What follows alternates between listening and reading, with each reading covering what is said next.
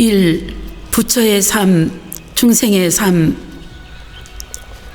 부재불재불이 장엄 정멸궁은 어다거패의 사욕 고행이요. 모든 부처님과 부처님이 정멸궁을 장엄하는 것은 오랜 세월 욕심을 버리고 고행을 하셨기 때문이요. 정멸은 열반을 의미합니다. 내 마음이 조용해져 모든 번뇌망상을 없앤다는 뜻입니다.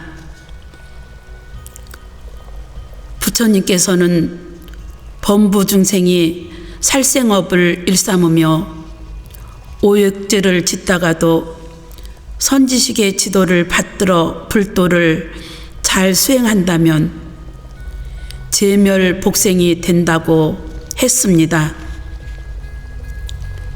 명심보감에서도 복지심령, 복이 오면 마음이 신령스러워진다 라고 했습니다. 이것이 바로 정멸입니다. 불은 각이라는 뜻입니다.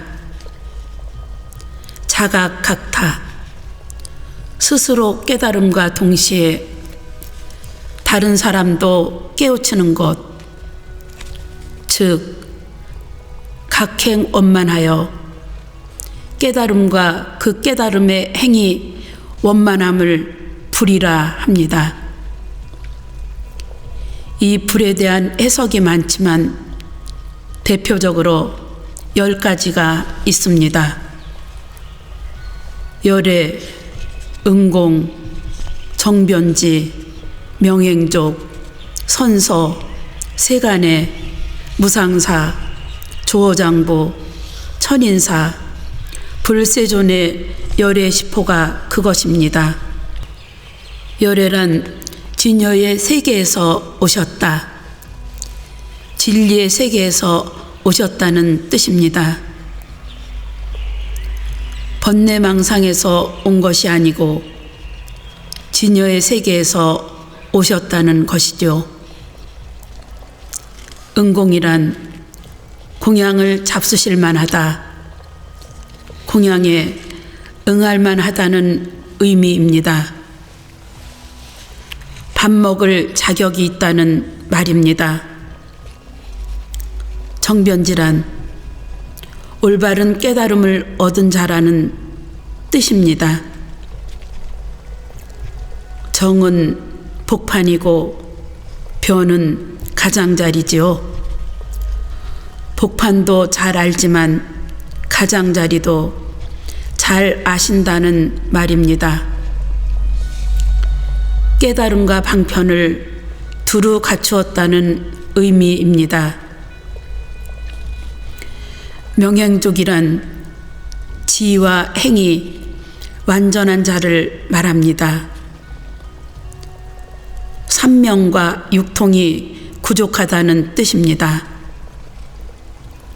삼명은 천안통으로 현재를 알고 숙명통으로 과거를 알며 누진통으로 미래를 아신다는 뜻이지요. 삼명에 천이통, 신족통, 타심통 세 가지를 더해서 육통이라고 합니다. 선서란 잘 가신다는 말입니다. 위에서 열애는 진여의 세계에서 오신다고 했습니다. 왔으니 또 잘 가야 될 것이 아닙니까? 선서는 이 세상을 잘 가실 줄 안다는 뜻입니다. 열반의 세계에 잘 들어갈 수 있는 것이며 생사의 경지를 해탈한 사람이 떠나는 것을 선서라고 합니다. 세간해란 세간을 잘 아신다는 뜻입니다. 출가한 사람의 경우 산속에서만 살기 때문에 세상 물정을 잘 모르는 수가 많은데, 부처님은 세간도 잘 아신다는 뜻입니다. 모든 중생의 근기를 잘 알고 이해하고 있다는 의미입니다. 무상사란 부처님 이상은 더 없다는 뜻입니다. 사람이 오용락에 빠져 사는 것을 속이라고 하는 반면, 진리의 세계로 떠나는 것을 승이라 합니다. 더 이상 높은 도는 없는 무상대도를 깨달은 사람을 무상사라고 합니다. 조어장부란 중생들을 잘 다스리는 장부라는 뜻입니다. 자기 마음자리를 알고 생사대사를 깨닫고 진리의 세계로 향하는 사람이라면 장부라 할 수 있습니다. 천인사란 천상과 인간의 스승이라는 뜻입니다. 불세존이란 깨달은 사람이고, 깨달은 사람이기 때문에 인간 세상에서는 가장 존귀한 사람이라는 뜻입니다. 재불재불은 과거 장엄급 천불, 현재 현급 천불, 미래 성숙급 천불 등 모든 부처님을 말합니다. 그 많고 많은 부처님께서 정멸궁을 다 장엄하신다는 거죠. 부처님, 즉 깨달은 모든 분들은 정멸의 세계를 장엄한 분입니다. 정멸궁은 우리 마음의 근본 자리이지요. 근본 자리는 누구 할 것 없이 텅 비었습니다. 중생은 망상을 일으키고 탐진치 삼독과 온갖 시기 질투 음해를 일로 삼지만, 깨달음을 이루신 성인들은 지혜와 자비 그리고 원력으로서 자기의 삶을 장엄합니다. 그러나 그 근본은 중생이나 부처나 텅 비어서 없는 자리입니다. 백지와 같죠. 백지와 같은 것이기에 중생은 탐진치 삼독과 84,000의 번뇌를 그려가고, 깨달으신 분들은 온갖 지혜와 자비, 중생교화의 원력과 같은 아름다운 꽃으로 장엄해가는 겁니다. 이것이 부처와 중생의 다른 점이라고 말씀드릴 수 있습니다. 본질은 같다고 할 수 있지만 표현은 다른 거지요. 정멸궁을 장엄한다는 것은 그런 뜻입니다. 이렇게 말은 쉽지만 뜻은 아주 깊어요. 우리는 재불재불이 텅 빈 마음에서 지혜와 자비와 원력과 교화와 선행으로서 각자 인생을 장엄함을 배워야 합니다. 그런데 모든 부처님께서 지혜와 자비로 인생을 장엄할 수 있었던 것은 알 수 없는 오랜 세월 동안 욕심을 버리고 고행을 하셨기 때문이라고 합니다. 고행이라고 했지만 사실 좋아서 하는 일은 그렇게 어려운 일이 아니지요. 그러나 세속적인 관점에서 볼 때는 탐진치 삼독과 8만 4천의 번뇌를 여의고 지혜와 자비의 선행을 일구는 것이 고행입니다. 정멸에는 상, 항, 안, 청정, 불로, 불사, 무구, 쾌락 등 8종의 법미가 있다고 합니다. 중생이 윤회 화택문은 어무량세의 탐욕불산이라 중생마다 불난집의 문을 윤회하는 것은 한량없는 세상을 살아오면서 탐욕을 버리지 않기 때문이니라. 법화경 비유품에 나오는 말이죠. 화택 비유라고 하는 유명한 비유입니다. 법화경에서는 우리가 사는 세상을 불타는 집과 같다고 합니다. 큰 저택에 불이 났는데도 철없는 아이들은 언제 타 죽을지도 모르고 그곳에서 불장난을 하며 뛰어논다는 거죠.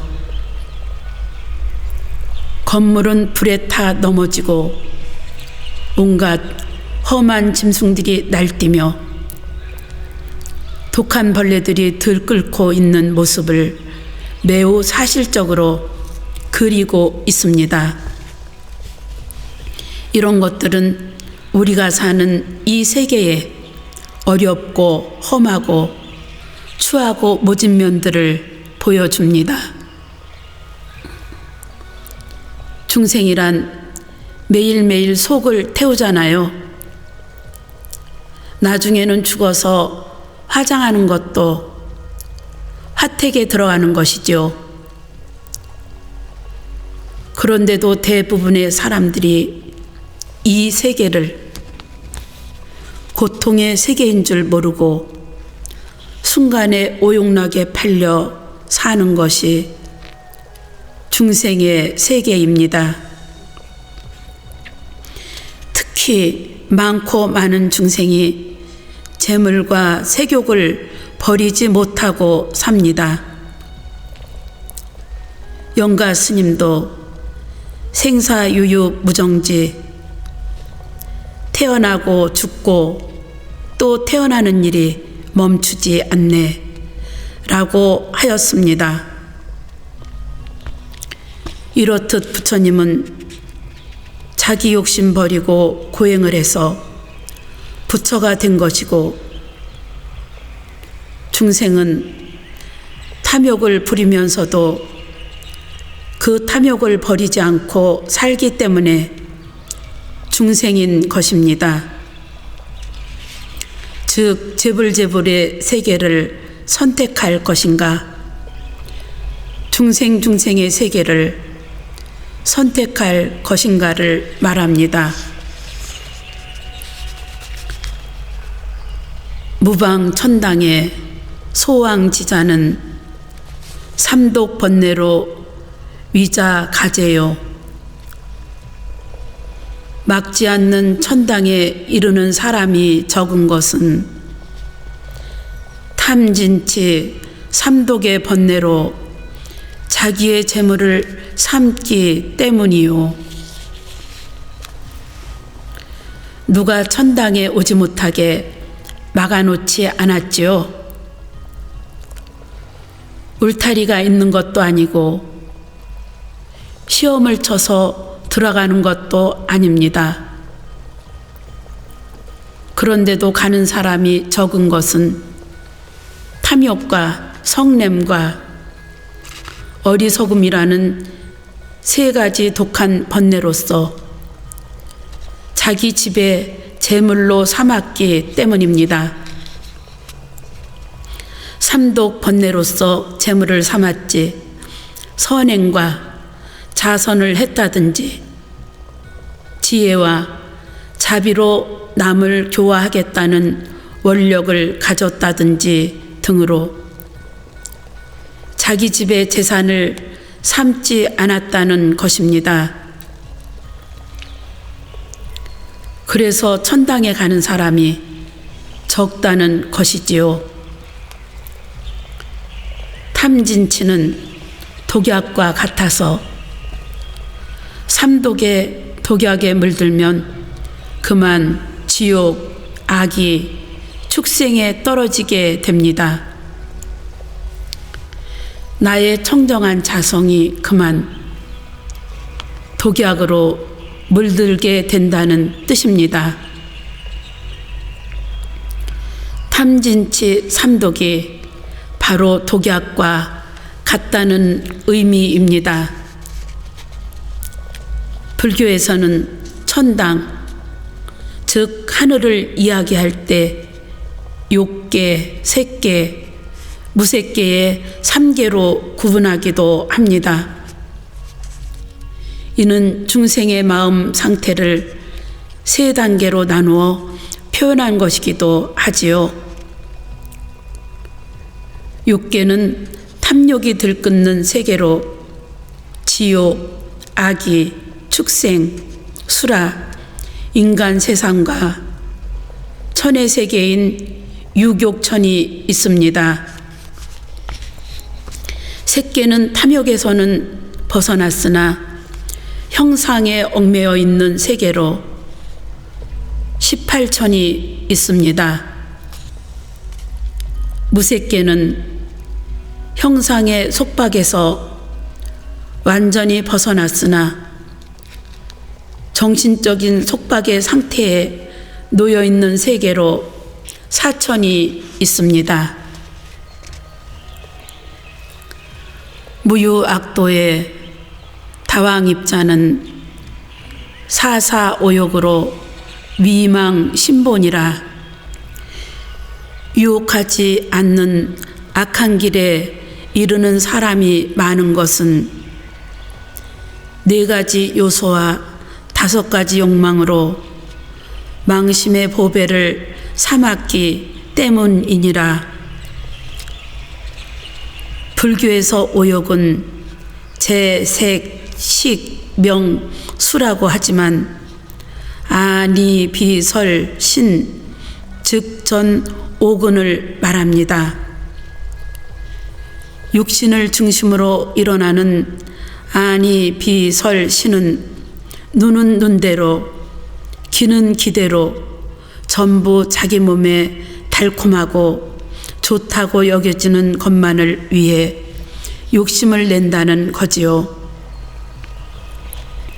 사사는 이 몸뚱이를 이루는 지수, 화풍을 말합니다. 4대 색신이라고도 하지요. 4대를 사사라고 표현한 것은 몸뚱이가 업의 근본이기 때문입니다. 또한 모든 루, 즉 흘러 새어버리는 연이 되기 때문에 아주 고약하고 미운 것이며 보기 싫은 것이기에 뱀에 비유한 것입니다. 법화경에 일엽사사, 즉 한 광주리 안에 뱀 4마리가 있다는 비유가 있습니다.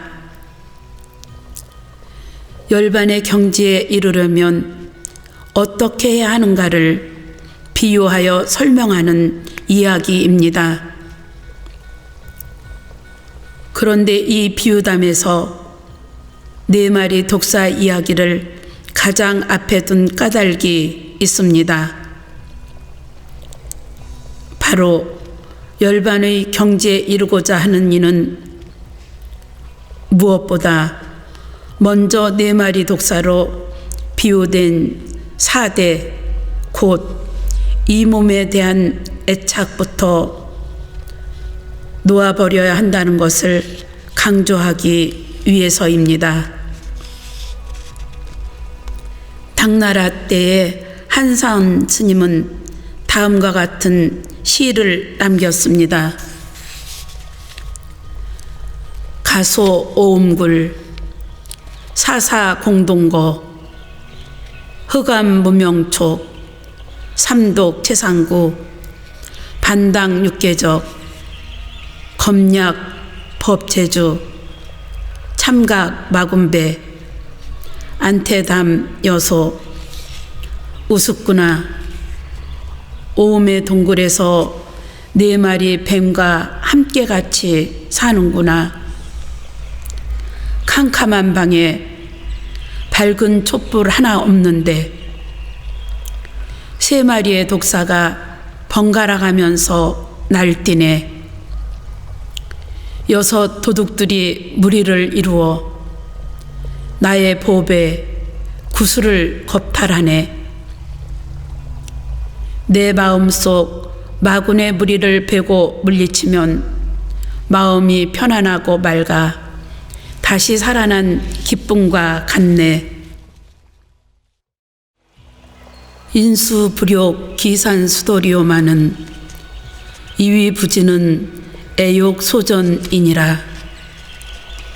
사람으로서 누군들 산에 돌아가서 도 닦고 싶어 하지 않으리요마는 애욕에 얽혀서 하지 못할 따름이니라.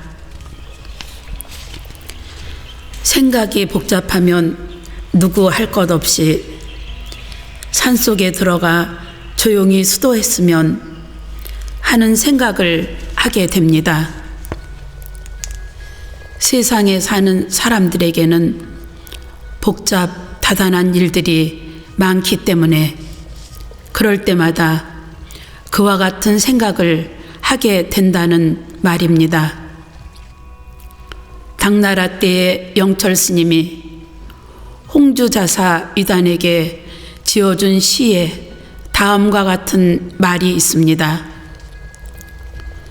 상봉진도 휴강거 이마하증 견일인 도 닦겠다고 벼슬 그만두겠다는 사람은 여럿 만났지만 숲속에서는 어찌 벼슬 그만둔 사람을 하나도 보지 못하는고. 우리의 삶도 이와 같습니다. 누구나 출가를 꿈꾸지만 세속적 욕심 때문에 단행하지 못합니다. 출가를 출세간이라 하는 이유도 번뇌에 얽매인 세속의 인연을 버리고 수행자의 삶에 들어가기 때문입니다. 세속에는 달콤한 욕심들이 많거든요. 아내 또는 남편이 있고 재산과 명예가 있으며 알아주는 사람이 있고 친구가 있습니다. 이런 것들이 전부 애욕입니다. 또 자기가 살던 습관도 역시 욕심입니다. 그런 욕심에 얽혀 있기 때문에 절에 와보면 좋다는 생각이 들어도 출가 입산을 못한다고 했습니다. 황벽 스님은 전심법요에서 범부치경 도인치심, 범부는 경계를 취하고 도 닦는 사람은 마음을 취한다고 하였습니다. 연이 불기 산수 수심이나 수자 실력하야 불사 선행이오다. 산에 돌아가서 마음을 닦지 못한다 하더라도 자신의 능력에 따라 선행을 버리지 말아야 한다. 꼭 산에 들어가야만 도를 닦는 것도 아니고 수행하는 것도 아니지요. 이 구절은 출가한 사람만을 염두에 두고 하는 이야기가 아닙니다. 산에 들어가서 돌을 닦지 않는다 하더라도 자기의 힘과 인연을 따라서 선행을 쌓으면 그것 또한 좋은 일이라는 것입니다. 대표적인 선행 10가지가 있습니다. 바로 우리가 다 알고 있는 십선법입니다. 그 첫째는 생명을 죽이지 않으며, 둘째는 도둑질하지 아니함이며, 셋째는 삿된 음행을 하지 않는 것입니다.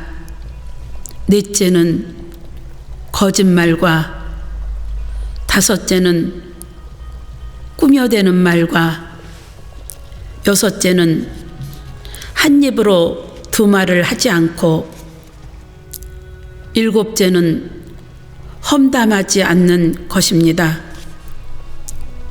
여덟째는 탐내지 아니하고, 아홉째는 화내지 아니하며, 열째는 잘못된 소견을 내지 않는 것입니다. 이에 대한 참회가 천수경에 잘 나와 있기도 합니다. 살생중재 금일참회, 투도중재 금일참회, 사음중재 금일참회, 망어중재 금일참회, 기어중재 금일참회, 양설중재 금일참회, 악구중재 금일참회, 탐해중재 금일참회, 진해중재 금일참회, 치암중재 금일참회. 출가하는 것이 좋지만 세상 사람들이 다 출가할 수 있나요? 그러니까 출가하면 비구니이고 재가면 우바세, 우바이잖아요. 출가했다고 다 되는 것이 아니라 세상에 살면서도 불사선행을 해야 합니다. 몸과 마음이 함께 출가를 해서 도를 닦아야 된다는 말입니다. 구와 산인으로 불렀던 당나라 말기에 두순학은 다음과 같이 말하였습니다. 안선 불필 수산수, 멸각심도 화자랑. 참선을 하기에 굳이 산속을 찾을 일이 아니다. 망상하는 마음만 소멸해버리면 번뇌의 불길은 저절로 사라지리라. 자락을 능사하면 신경 여성이요, 난행을 능행하면 존중 여불이니라.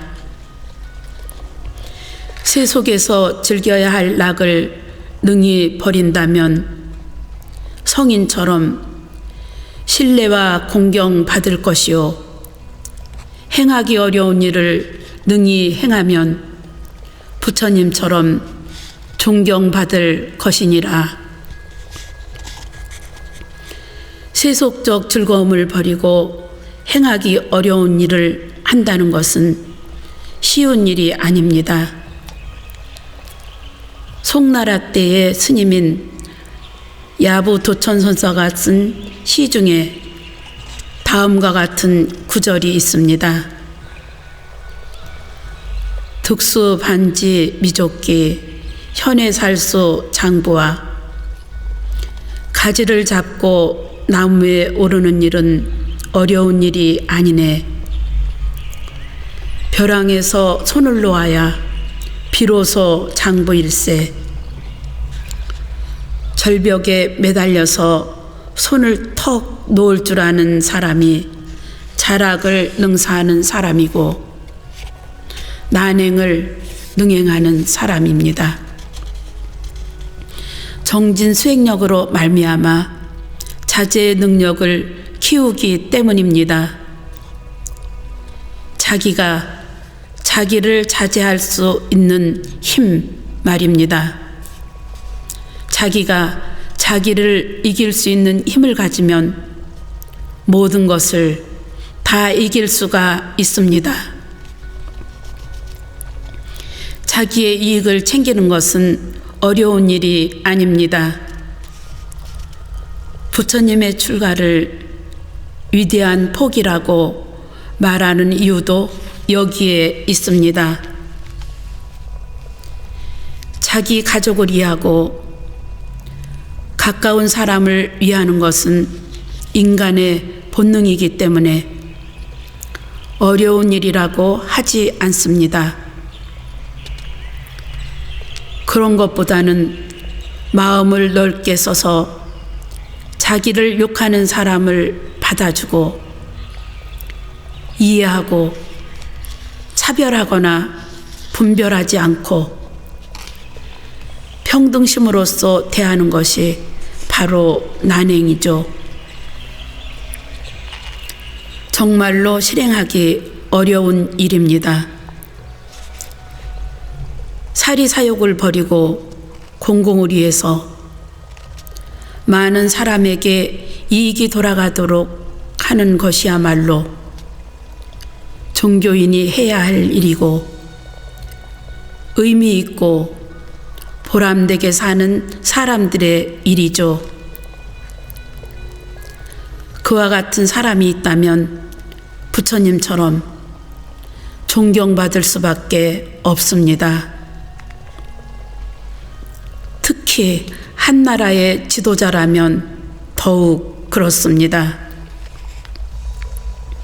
제가 정계 최고 지도자를 만났을 때 당부한 말이 있습니다.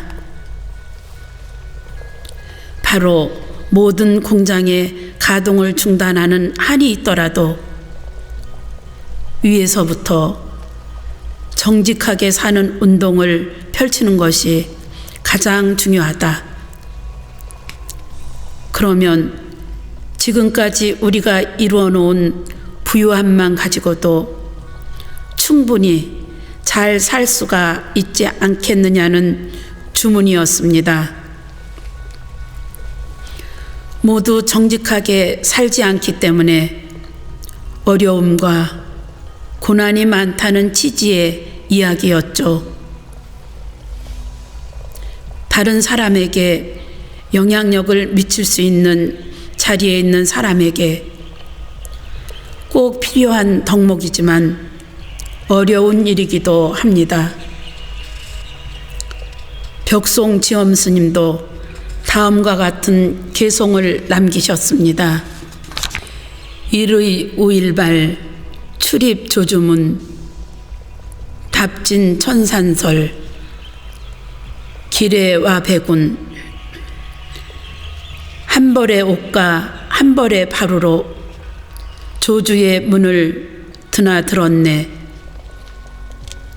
온 산에 쌓인 눈을 다 밟은 뒤에 이제는 돌아와 흰 구름 위에 누워 있다네. 세속을 등지고 오로지 화두에만 매달리며 살아온 수행자의 삶을 엿볼 수 있는 글입니다. 참으로 단순하고 소박하지요. 출가하여 수행하는 것을 지상의 목표로 살아가는 사람의 모습은 모름지기 이와 같아야 합니다. 답진 천산설은 난행고행의 용맹정진을 뜻합니다. 용맹정진을 통해 무수겁 동안 쌓고 쌓은 온갖 번뇌를 다 날려버린 것이 기례와 배군입니다.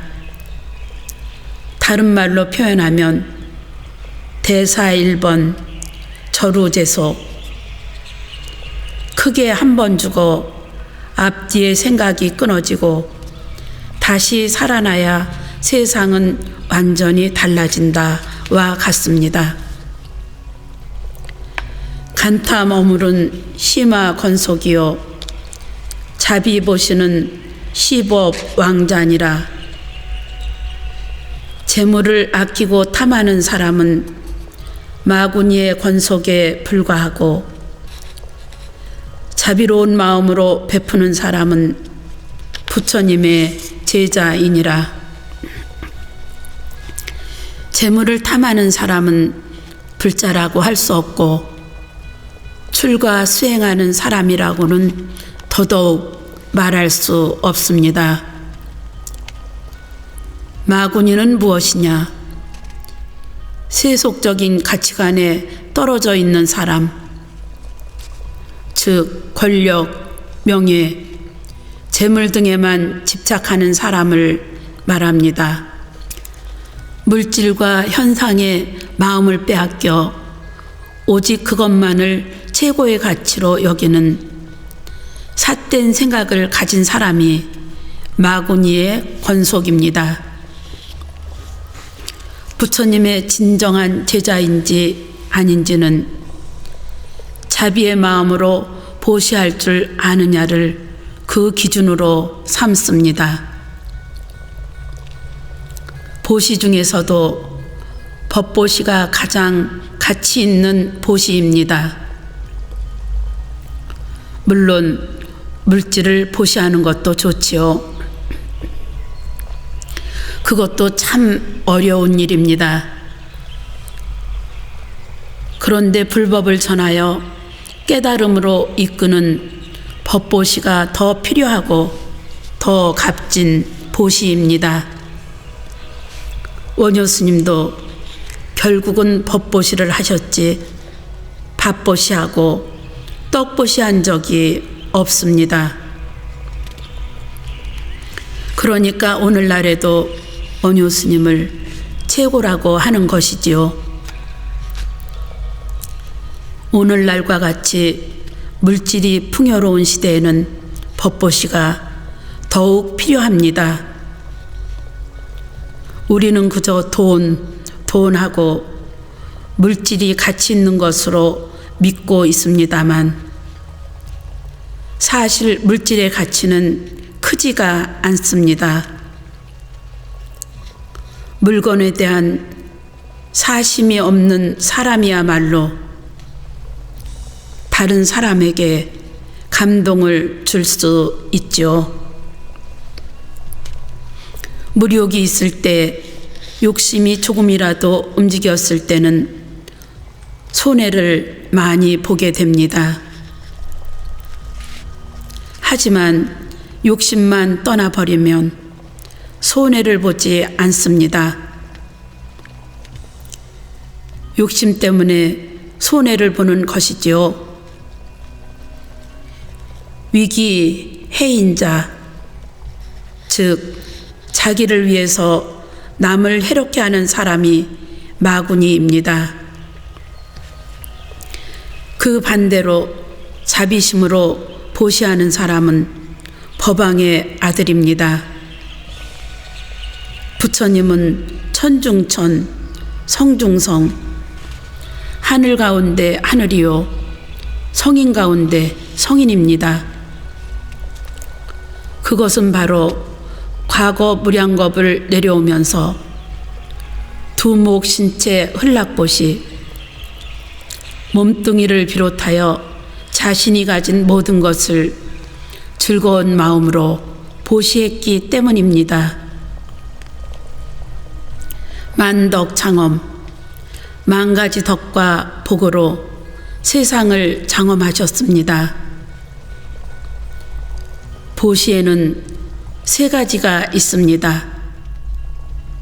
제시, 법시, 무예시입니다. 무예시는 두려움이 없음을 보시한다는 뜻입니다. 앞에서 잠깐 말했듯이 제시보다 더 훌륭한 것이 법시입니다. 법시는 사람들에게 재물을 보시할 수 있는 정신을 심어주기 때문입니다. 부처님이 언제 물건을 보시했습니까? 부처님은 법보시를 했어요. 역대 불보살과 조사들이 돈과 재물을 보시했다는 기록은 없습니다. 기록할 가치가 있는 것도 아니죠. 불보살들과 조사들이 역사에서 빛나는 것은 진리를 깨달으셔서 그 진리를 보시했기 때문입니다. 재물을 보시한다는 것은 물질적인 보시에 그치지만 법을 보시한다는 것은 정신적으로 사람을 구해준다는 의미를 담고 있습니다. 그런데 모든 보시바라미를 성취하기 위해서는 세 가지 조건을 충족해야 합니다. 3년 청정이라 하여 보시를 하는 자, 보시를 받는 자, 보시물 세 가지가 깨끗해야 한다는 뜻입니다. 보시는 사심이 없는 마음으로 할 때 다른 사람에게 감동을 줄 수 있고 세상을 움직일 수 있습니다. 이를 금강경에서는 응무소주, 이생기심, 응당 머무는 바 없이 그 마음을 내어라 라고 하였습니다.